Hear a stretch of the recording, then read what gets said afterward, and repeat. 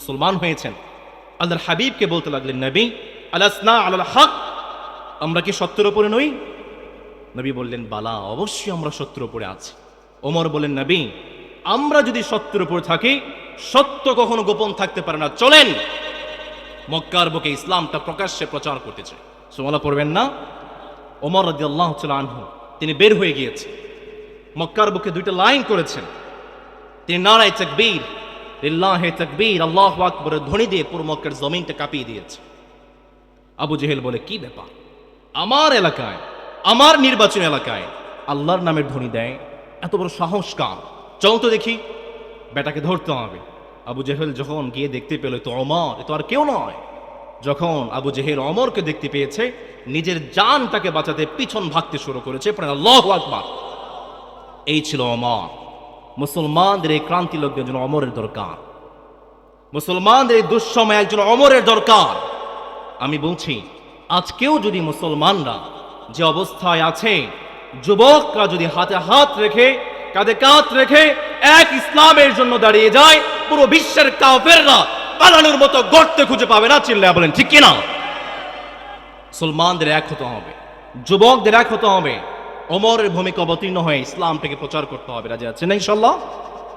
নবী করিম সাল্লাল্লাহু আলাইহি ওয়াসাল্লাম মক্কার বুকে প্রকাশ্যে ইসলামের দাওয়াত শুরু করে দিলেন। আল্লাহর হাবিব সাল্লাল্লাহু আলাইহি ওয়াসাল্লাম সাফা পাহাড়ে দাঁড়িয়ে গিয়েছে। সাফা পাহাড়ে দাঁড়িয়ে বলতে লাগলেন, মক্কার মানুষেরা শোনো, কুলু লা ইলাহা ইল্লাল্লাহ তুফলিহুন, তোমরা যদি লা ইলাহা ইল্লাল্লাহ পড়ো, আমাদেরকে সফল বানাবেন কে? আরো জোরে বলেন, কে?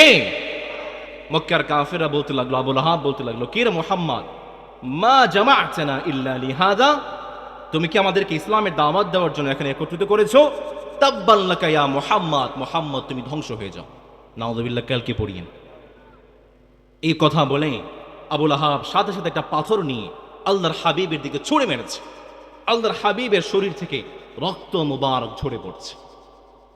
এরপরও কি আল্লাহর হাবিব ইসলাম থেকে ফিরে এসেছেন? কথা বলতে হবে, ইসলাম থেকে ফিরে এসেছেন? আবু লাহাব বলতে লাগলো, সর্বনাশ, মুহাম্মাদের শরীর থেকে রক্ত ঝরালাম, এরপরও ইসলাম থেকে ফিরে আসে না। কিছু একটা ফন্দি করতে হবে, কিছু একটা পদ্ধতি বের করতে হবে। আবু লাহাবের দুই ছেলে ছিল, উতবা এবং উতাইবা। আল্লাহর হাবিবের দুই মেয়ে উম্মে কুলসুম এবং রুকাইয়ার সাথে বিয়ে হয়েছিল।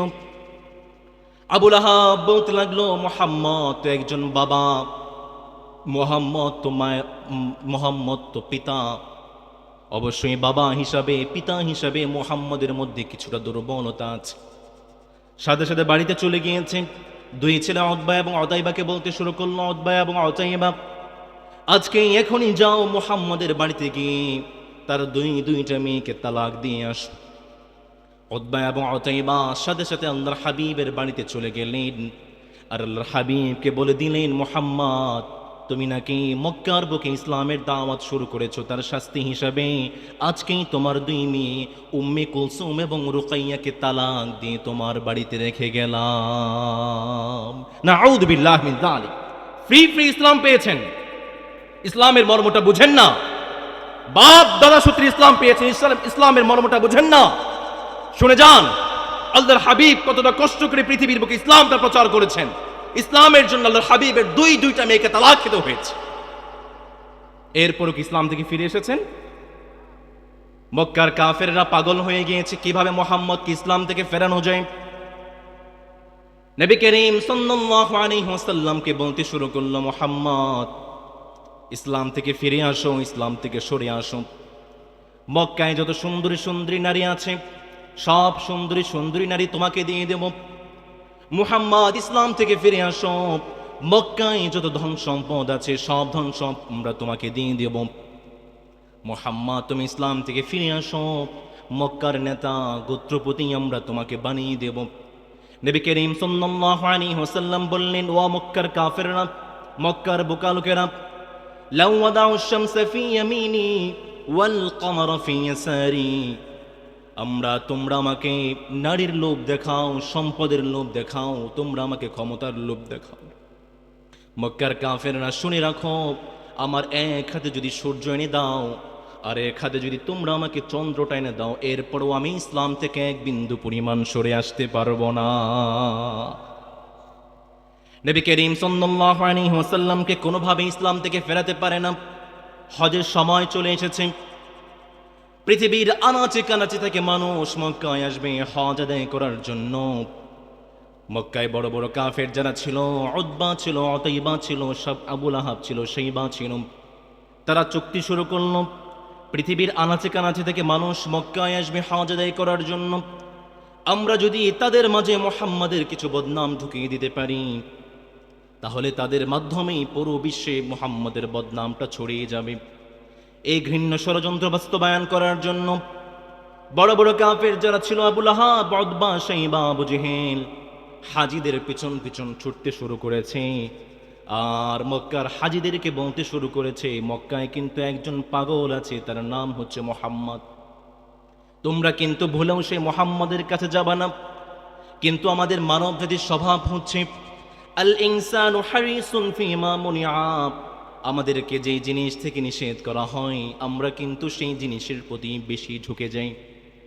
মক্কার কাফেররা যখন হজ আদায়কারীদেরকে বলেছে মক্কায় একজন পাগল আছে মুহাম্মদ, ভুলেও কিন্তু তার কাছে যাওয়া যাবে না। মক্কায় যারা হজ আদায় করার জন্য এসেছিল তারা বলতে লাগলো, কে পাগল, আমাদেরকে খুঁজে বের করতে হবে। যখন মক্কার হাজিরা খুঁজতে শুরু করেছে মুহাম্মদ কোথায়, মুহাম্মদ কোথায়, তারা দেখতে পেল আল্লাহর হাবিব একটা গাছের নিচে বসে বসে তিনি কালেমার দাওয়াত দেয়। হজ আদায়কারীরা যখন আল্লাহর হাবিবের সমুদ্র কণ্ঠে কালেমার দাওয়াত শুনেছেন, কোরআন তিলাওয়াত শুনেছেন, হজ আদায়কারীরা আর বসে থাকতে পারে নাই, তারা আল্লাহর হাবিবের হাতে সাথে সাথে কালেমা পড়ে মুসলমান হয়ে যায়। মক্কার কাফেররা চেয়েছিল হজ আদায়কারীদের মাধ্যমে পুরো বিশ্বে মুহাম্মাদের বদনামটা ছড়িয়ে দেবে। রব্বুল আলামিন পুরো গেমটাকে উল্টে দিয়েছে, পুরো খেলাটাকে উল্টে দিয়েছেন।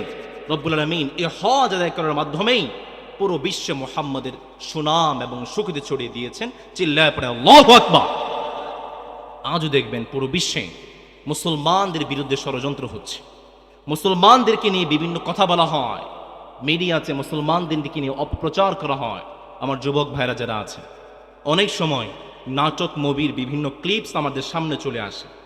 নাটক সিনেমায় ভিলেনের চরিত্র যাকে দেওয়া হয়, গুন্ডা যার চরিত্র দেওয়া হয়, তার মাথায় টুপি, মুখে দাড়ি, গায়ে পাঞ্জাবি আছে না নেই। আবার যাকে ভিক্ষুকের চরিত্র দেওয়া হয়, তারও মাথায় টুপি, গায়ে পাঞ্জাবি আছে না নাই।